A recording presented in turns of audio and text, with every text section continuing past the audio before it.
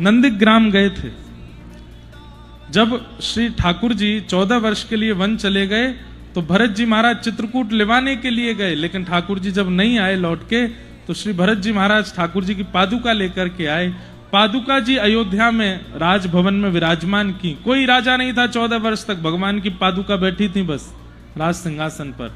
और श्री भरत जी महाराज ने उसी दिन संकल्प किया, हमारे भैया वन में रहेंगे तो हम महल में नहीं रहेंगे, हम भी वन में रहेंगे। पास के नंदीग्राम में गए, आप लोग जरूर दर्शन करके आना।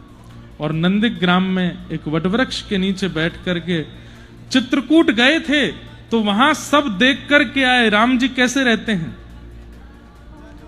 राम जी जैसे रहते हैं उससे भी दयनीय स्थिति में मैं रहूंगा, उनकी बराबर की स्थिति में नहीं रहूंगा। राम जी घास फूस पर सोते हैं, मैं नहीं सोऊंगा, गड्ढा करके नीचे उस पर कुशा बिछा उस पर लेटते। बोले उनके समान आसन पर मैं नहीं बैठूंगा। 14 वर्ष वो जितनी कठिनाई करेंगे उससे कड़ी कठिनाई में मैं रहूंगा। राम जी कंदमूल फल खाते हैं, मैं पत्र खा करके रहूंगा।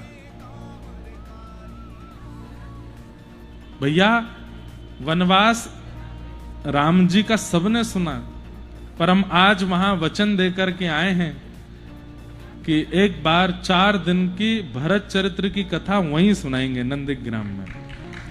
और श्री भरत जी महाराज ने कैसा तप किया। वहां एक वट वृक्ष है,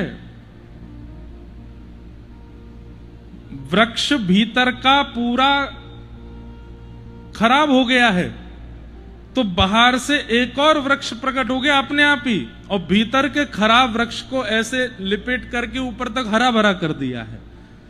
सारी जितनी भी डालें आप देखेंगे सब आपस में ऐसे मिल रही है, मानो राम भरत जैसा, क्योंकि मिलन की ही प्रतीक्षा रही ना। मेरे राम जी आएंगे मैं ऐसे हृदय से लगाऊंगा, मेरे राम जी आएंगे मैं ऐसे चरण पकड़ूंगा।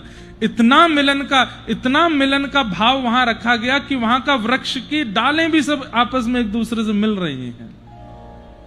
कहते हैं कि वट वृक्ष की जितनी भी डालें होती हैं प्राचीन, वो सब जमीन पर आती हैं, पर वहां की एक भी डाल जमीन पर नहीं आती।